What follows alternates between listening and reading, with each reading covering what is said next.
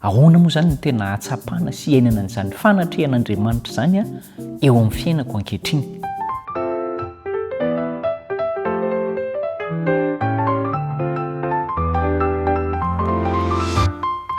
Somary tsaivintsika kely ny tantara tamin'ny testamenta taloha, zany hoe ilay niarahany zanak'Israely mihitsy tamin'i Jehova.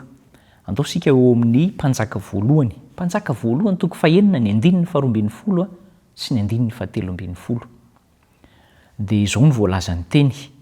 Mpanjaka voalohany toko fahenina 9:20 sy 17 amin'ny anaran'i Jesosy hoe: ny amin'ity trano ataonao ity, raha andeha araka ny lalako ianao sy anaraka ny fitsipiko ary hitandrina ny didiko rehetra ka anaraka azy, dia ho tanterahako aminao ny teniko izay nolazaiko tamin'i Davida rainao. 17 ary hitoetra ao amin'ny zanak'Israely aho ka tsy hahafoy ny Israely oloko.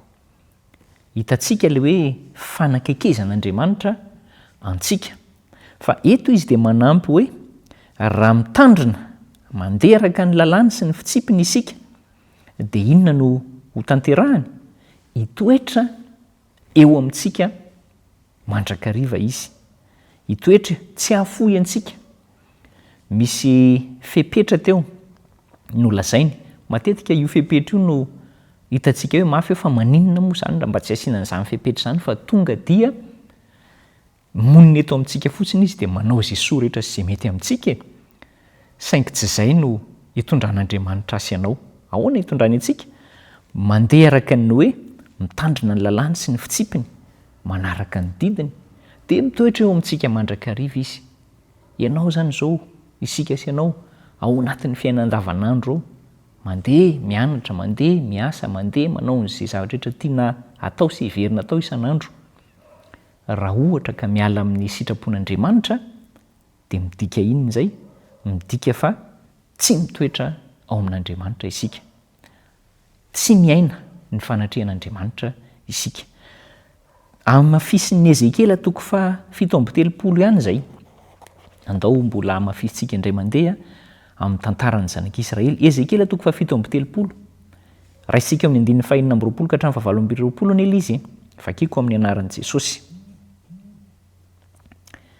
Izao no voalazan'ny teny hoe: ary ny tabernakeliko eo aminy, ary izao andriamaniny ary izy oloko. Ka dia ho fantatry ny jentilisa fa izao Jehova ny manamasina ny Israely amin'ny sin'ny fitoerako masina eo aminy mandrakizay. Zava-dehibe mihitsy ilay hoe tabernakely eo aminy, izao andriamaniny ary izy oloko. Ny ainan'ny zanak'Israely mivantana anie zany. Dia voapirofo zany fa olon'Andriamanitra izy ireo, ny ainan'ny fanatrehan'Andriamanitra tamin'izany.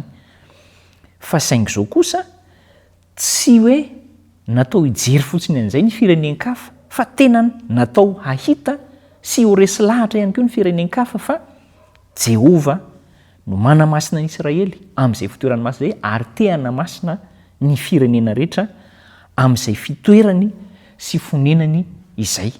Izay ny teo anivon'ny zanak'Israely, tsy hoe manavakavaka izy zany ka hoe ny Israely ihany no sahazan'ity fonenan'Andriamanitra ity ka izay Israely no tian'Andriamanitra dia ireo ihany na ireo firenena ireo ihany no alainy. Fa mba ho hitan'ny firenena rehetra ho izy fa Jehova no momba ny zanak'Israely, ahafahan'ny firenena rehetra koa miditra ho anisan'ny vahoakan'Andriamanitra. Ianao ihany koa, zaho ihany koa afaka miditra ho anisan'izany, manaiky ny fanatrehan'Andriamanitra, ary voalazany hoe ho mandrakizay, hitoetra eo amintsika izy. Zava-dehibe ny afantarana an'izay. Fa ankehitriny sika hoe miaina ny fiainantsika, mieritreritra hoe za kosa rangaha hitan'Andriamanitra foana, na za ndray tian'Andriamanitra foana, fa nefany ny ataontsika ve arak'ilay teo aloha hoe mandeha araka ny sitrapony. Ndao jerintsika eo amin'ny Matio. Filazantsara ny Matio milaza kely an'izay izy amin'ny fiainantsika andavanandro. Toko 2:20 ny 2:20 sy 7:20. Vakina amin'ny anaran'i Jesosy ilay teny. Ary Jesosy niditra tao ankianjan'ny tempolon'Andriamanitra, dia nandroaka izay rehetra nivarotra sy nividy teo ankianjan'ny tempolo ka nanjera ny latabatry ny mpanakalo vola sy ny fipetrahan'ny mpivarotra ny voromailala. Dia hoy izy taminy: efa voasoratra hoe ny tranoko atao hoe trano fivavahana fa ianareo kosa manao azy ho zoy fiheren'ny jiolahy. Tamin'ny andron'i Jesosy nanamafy izy fa ny tranon'Andriamanitra ilay tempoly na ilay tranona orona zany ilay tabernakely izy tany aloha, dia rehefa taty aoriana izy natao amin'ny endrika mafy zany, en dur hoy isika, amin'ny endrika mafy vita amin'ny vato sy ny biriky sy ny volamena, vatosoa, varahana, zavatra marobe, dia miaraka amin'ny efitra lamba, dia izay rehetrarehetra izay no mbola nitoetra tamin'ny andron'i Jesosy.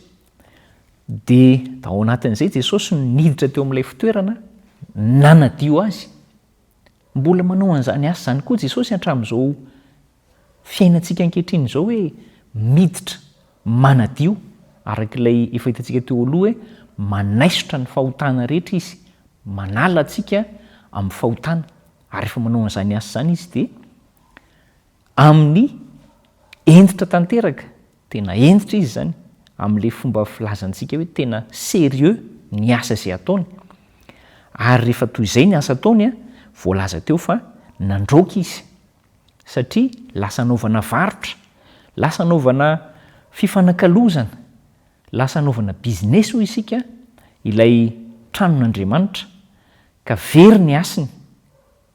Ianao ihany koa, zaho ihany koa, any amin'ny business ve isika no tena mirona amin'ity fiarahana amin'Andriamanitra, sa any amin'ny fahamasinana? Fa zava-dehibe ny miazona ny fahamasinana araka an'Andriamanitra. Dia izay no lazainy, noroahan' Jesosy daholo ireo loto nanimba ny tempoly tamin'izany. Ary isika kosa ary manahoana ankehitriny? Korintianina faharoa toko fahaenina andininy fa enina ambin'ny folo. Korintianina faharoa toko fahaenina andininy fa enina ambin'ny folo. Io no diniantsika ho an'ny fiainantsika ankehitriny hoe ahoana ny voalaza. Dia vakina amin'ny anaran'i Jesosy izay teny izany. Hoy ny teny hoe ary inona no ikambanan'ny tempolin'Andriamanitra misampy?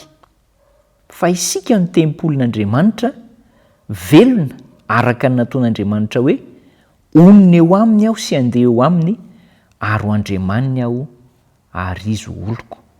Nametra-panontaniana isika hoe ahoana ny iainana an'izany fanatrehan'Andriamanitra eo amin'ny fiainako izany ankehitriny. Nolazain'ny soratra masina mazava teo fa isika no tempolin'Andriamanitra velona. Entinao makaiza zany zao ny tenanao, entinao manao inona zany ny tenanao ilay tempoly? Fa isika ny tempolin'Andriamanitra velona. Dia mbola tsy nitsahatra koa ilay fanambarana fa nanampy hoe onona eo aminy aho sy andeha eo aminy. Entintsika, entiko, entinao miaraka aminao ve Andriamanitra? Monina ato amiko ve Andriamanitra?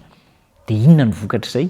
Tsy misy afa-tsy ny hoe mandeha araka ny didiny sy ny lalàny ary ny fitsipiny. Ary dia izao nambaran'Andriamanitra hoe izy ho andriamantsika ary isika ho olony. Entina isan'andro zany fanatrehana izany, tsy hahafahantsika na hoe tsy tokony ahatonga antsika hitarika antsika hanao kitoto na ho sahiteniny foana hoe za indray na manao adalàna azy dia miaraka amin'i Jesosy foana. Tsy mitombony izany, fa mijery anao izy fa tsy manaiky ny adalànao ho ataonao foana na hoe ho toizanao foana. Ary tiany aza ny ialana amin'ny adalàna mihitsy, ialany amin'ny tsy fankatoavan-dalàna. Andao isika ahatsapa ny fanatrehan'Andriamanitra amin'ity tenantsika tempoly velona araka ny lazain'ny soratra masina teo hoy izy hoe ianareo ny tempolin'Andriamanitra velona. Dia anomisy antsika voninahitra azy izany tenantsika tempoly velona izany. Andao hivavaka.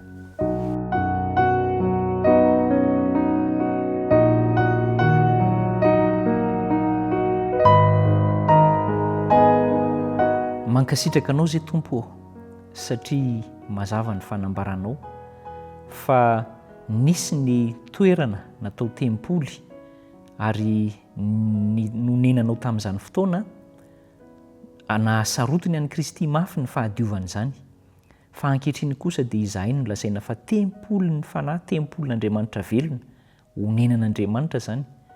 Ampio izay mba tsy hanao izay ratsy ao anatrehanao, hahatonga anao tsy onona ty anatinay, fa hahatonga anao kosa hanjaka ty aminay, hanaovanay ny sitraponao. Dia ampaherezo zahay fa tena mila anao, arovy ty namako ty amin'ny fanajany ny tena ny tempolinao, hanolorany azy ho amin'ny sitraponao. Amin'ny anaran'i Jesosy no angatahana izany. Amen.